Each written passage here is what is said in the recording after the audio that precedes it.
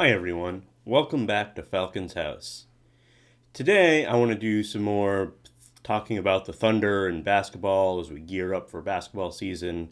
This week started training camp and we had media day. And while the team itself is very different than the teams we've had before, I still think it is pretty exciting. And I haven't done any basketball content in a while. And I haven't really done even any content where I've talked to the camera. It's all been just videos about the projector. And while those are great, I do want to create more content and do some better content, more thought-provoking kind of stuff. Anyway, so my video today, I want to talk about, is this the best Thunder team ever?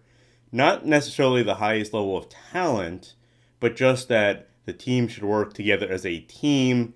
Everybody should be getting opportunities. We won't have people that are ball dominant or anything like that currently. So I want to say, not to disparage Russ or George or any of the other previous stars that the Thunder have had, but it has been ISO ball for years. It's just somebody isolates at the top. So maybe they get a pick and roll. Maybe they just try to drive to the hoop. But that's basically every play. Everybody just four people standing around and one person doing all the work and trying to generate offense that way in the half court. We did spend a lot of time doing transition basketball as well, but it's not quite the same thing as running a real complicated offense. The players wanted to win, and they carried their team as far as they could, and we were treated to an amazing Russ MVP season and 3 straight triple-double seasons, but it didn't turn out to be winning basketball. So while the Thunder have had more talent in previous years, they may not have been as team-focused on how everything happens. Not to say that Russ is a bad teammate or anything, but it was the focus of the offense was about him. The top teams last year all played a style where the best players were not dominating the ball. Russ, Paul George, and Dennis Schroeder were all high 20s or low 30s percentage in usage. And the next rotation player was Adams, and he was only at 16%. Compare that to the Raptors with 9 players over 19%, and the Nuggets with 8 players over 18%, and even the Warriors with all of their star power had 5 over 20%. Teams that run a ball movement-based system like the Warriors or the Spurs have had success for years because they played as a team and everybody was plug and play. You could swap one player out for a different player and the system still worked, and it wasn't a few players trying to do everything for them. While they obviously had stars and people that took more of the shots, it still was about ball movement and cutting and doing things away from the ball to get as open of shots as possible and be as efficient as possible. It is both what Durant sought out by going to the Warriors and what he complained about when he left, saying there wasn't enough ISO, it didn't feature him enough. But he doesn't seem to be able to make up his mind. It is why Nader made comments about being excited for more ball movement and less holding the ball during his media day interview. The Thunder are going to have an opportunity to play a completely different style this year, a team-oriented and not an ISO-focused offense. Chris Paul has never had a usage percentage higher than 27.5%, and that was only during his rookie year, and it moved significantly farther down than that, and he averaged only about 24%. Russ has an average of 32.6%, and it's been over 30% the last 9 years. So Chris Paul holds the ball a lot less. He forces a lot more ball movement. So it'll be a very different kind of offense. Dennis is probably going to be the player that has the hardest time adjusting to the new system. Since it is more of an ISO-heavy player and he played under the old system, he's going to have to get used to. He's not just going to get the ball, everybody's going to ISO for him, and then he's going to drive in and kick. That's probably not going to be the way the style the Thunder are going to play this year. Now, he might still do that and fall into old habits and things like that. And because he's a bench player, it might not really matter that much. And it might be a good change-up kind of style for the bench to play something different, force the defenses to adjust to a different thing. One of the biggest reasons we had brought in Donovan was his offensive system, the spread screen and roll. He never really had a chance to implement it, as the team was dominated by stars who played their way, and there were ones with the real power on the team. Paul most likely will be fine with running Billy's system, plus he's new, so it's not like he has all this built up, everybody's going to follow him and do what he says, even though he is a good leader, but Billy will actually be the established leadership role on the team and will be able to push what he wants to do more. Adams is the perfect center for the system.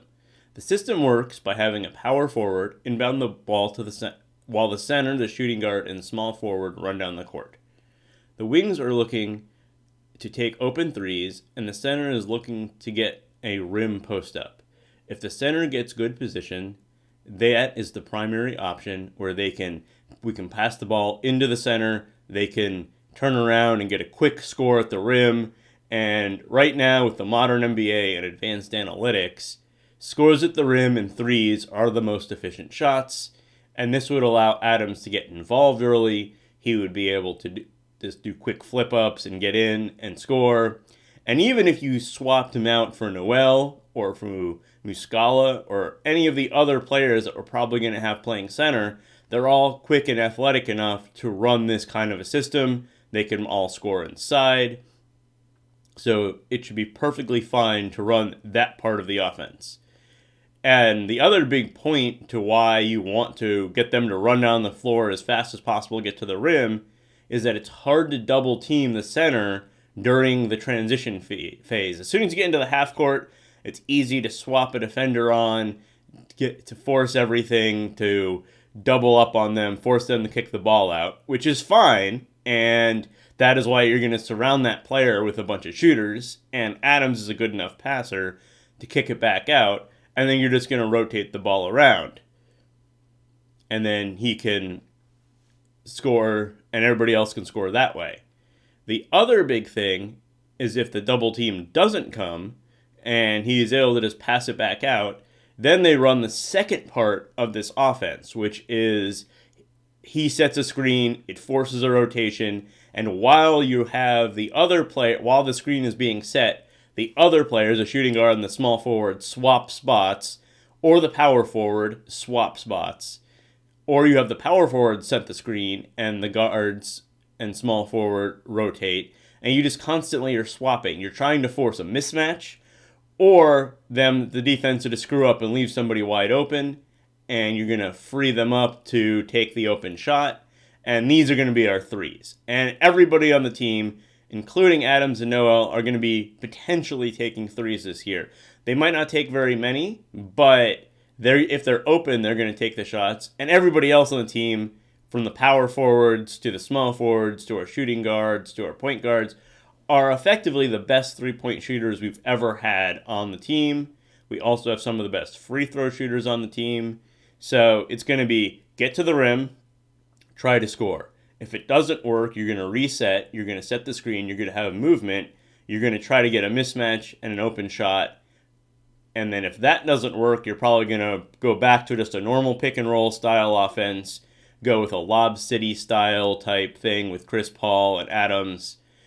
Chris Paul drives. If they come to him, he lobs it up for Adams for a dunk. If they don't, he's just going to get to the rim and get an easy shot. And same with Schroeder, can do the same thing. And so this should be a very efficient offense. As long as we're hitting our threes, we should be able to be a fairly good, solid. Like the team is built now to Billy's system. And we didn't really have that before. We had players that wanted to play in isolation. So while we may not be great this year, we probably should be able to play a very team-focused style of basketball that should give us chances in games that we didn't otherwise expect to have. I mean, if you look at Denver last year, nobody expected going into the season for them to be the 2 seed. Now, I don't think we're going to have that level of success. We don't have the star power that they do, or even quite the shooters that they do.